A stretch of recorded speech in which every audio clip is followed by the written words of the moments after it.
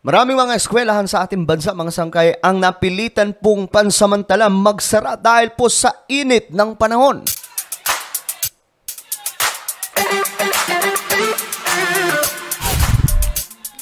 What's up? Magandang oras po sa inyong lahat, mga sangkay. So, eto, pag-usapan po natin itong tumitinding init ng panahon na marami po mga eskwelahan nga po sa ating bansa ay pansamantala, no, na wala munang face-to-face classes. At ang matindi po dito, binalita na rin po ito sa international media, itong nagaganap po sa Pilipinas.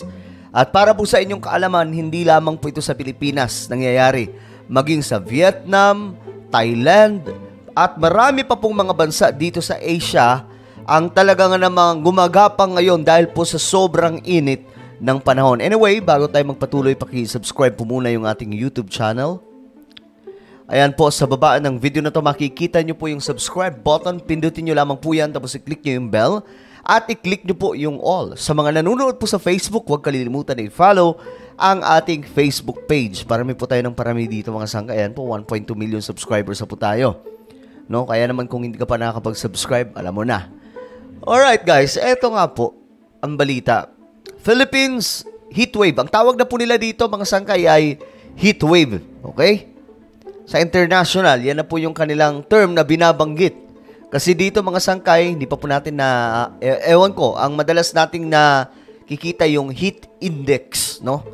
Pero sa international, heat wave na po itong nagaganap dito sa Asia. Ayon po dito, marami daw pong eskwelahan ang nagsara muna. Dahil nga raw po sa issue ng pangkalusugan dahil po sa tumitinding init ng panahon, mga sangkay. Isipin mo naman kung ganito ba naman din kainit yung panahon, mga sangkay, ano pa ba ang kailangan gawin ng mga namumuno ng mga eskwelahan kundi pansamantala? Ang kinagandahan ngayon, meron pong social media or pwede pong magklase, mga sangkay, online.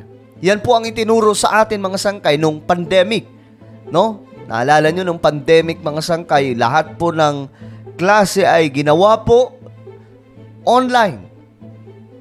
So ngayon, mga sangkay, nagagamit ito. Kapag sobrang init ng panahon, mga sangkay, ay pansamantala, mag-online class na lang muna. No, ngayon, eto, tingnan po natin ang balita. Thousands of schools in the Philippines, already shut for weeks, ordered to stay closed for a few more days, possibly longer. The exceptionally hot weather is expected to last until mid-May. Okay, itong init ng panahon, mga sangkay, iaabot pa raw po ito ng kalagitnaan ng Mayo. Yun po yung prediction nitong mga matatalinong tao, yung mga eksperto pagdating po sa kalagayan ng ating panahon, na magtatagal pa raw po itong init ng ating panahon until mga siguro second week ng May.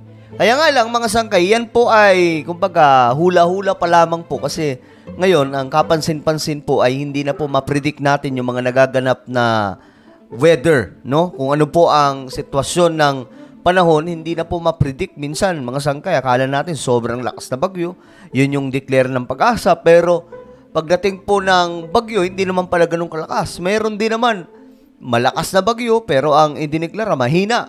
So, yun po ang nangyayari ngayon, mga sangkay. Ganito din po ang ganap. Akala po natin hanggang April lang, pero ngayon, mga sangkay, aabot na po ng May itong init ng panahon. At ito na naman, mga sangkay, sinasabi na naman na mga second week ng May, magpapatuloy pa po itong init. Pero the rest, mga sangkay, pwede nang baka umulan na daw po, ganun. Pero hindi pa po talaga natin yan masigurado, no? Pero isa lamang po ang totoo dito, mga sangkay, mayroon pong heat wave sa Pilipinas o dito sa buong Asia. But while students are able to escape the heat, millions of working Filipinos aren't so lucky. Some have to endure scorching temperatures during their commute. Grabe, no? Yung iba daw, kinakailangan po nilang mag-commute pa para lamang pumasok sa trabaho, mga sangkay, at kinakailangan po nilang gawin yan sa kabila po ng init ng panahon, kaysa naman po walang makain ng kanilang pamipamilya. While others have to spend a day outdoors in the glare of the sun. Jeric Flores installs and maintains security cameras around Manila. Mas grabe po yung init ngayon. It's hotter now than last year. The sun's up all the time, but work must go on. Mas grabe ang init ngayon mga sangkay, pero last year, ang sinasabi po ng mga scientist, no, na yun daw po ang naitalang pinakamainit na temperatura sa kasaysayan ng ating mundo last 2023. Pero ngayon mga sangkay, kung papansinin po natin yung init ng panahon, mukhang masasabi po natin na nalampasan na po itong init ng panahon nung last year.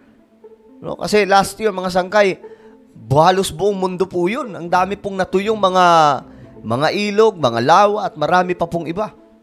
Ngayon din, ganun din po ang sitwasyon. Meron nga pong isang lugar doon po sa Nueva Ecija po ata, yung hindi ako nagkakamali. Isa pong dating bayan na lumubog na po dahil po sa isang dam. Ngayon mga sangkay, dahil sa sobrang init ng panahon, bumaba na po yung tubig ng isang dam, nakita na po yung dating bayan. Ganyan po yung nagagawa nitong sobrang init ng panahon. Locals say in recent days, the heat has become almost unbearable. The temperature soared to nearly 39 degrees Celsius here in Manila on Sunday. That's the hottest on record for the Philippine capital. But the heat index, the temperature that we actually feel when humidity is factored in, was 45 degrees Celsius. One town in the north reached a high of 53. Maabot tayo sa 53 mga sangkay. The Labor Department has issued an advisory urging employers to adopt measures to help workers cope, from providing water and protective gear to offering flexible hours and work-from-home options. The manager at this construction site says the company has already made adjustments. Alam niyo yung kawawa dito mga sangkay, yung mga kagaya na ito, yung mga construction worker, yung mga janitor, mga sangkay na nasa kalsada. Sobrang init ang panahon, pero wala po silang choice. Ayan po, oh. Titingnan po natin. So, sana maano to. Ewan ko ano magiging solution dito pagdating po sa kanilang oras ng pagtatrabaho. Kasi, delikado po yan. Wala din po silang choice dyan kaysa walang trabaho. Papasok na lang sila kahit po naglalagablab po yung init ng panahon. Yung 15 minutes sa alas 10. We've told them they can opt not to take their 2 15-minute breaks and rest for an entire hour and a half during lunchtime instead. Mahaba ang pahinga nila, tulog. Okay. But labor rights advocates say the government needs to take things one step further in order companies to comply. This is not just for this year. Well, we are expecting to experience rising temperatures Correct. in the coming years. Mismo, mga sangkay, expect na po natin yan na hindi lamang po itong 2024 ang mainit na panahon. Habang tumatagal mga sangkay, lalo pong tumataas ang temperatura. Habang tumatagal, lalo pong umiinit.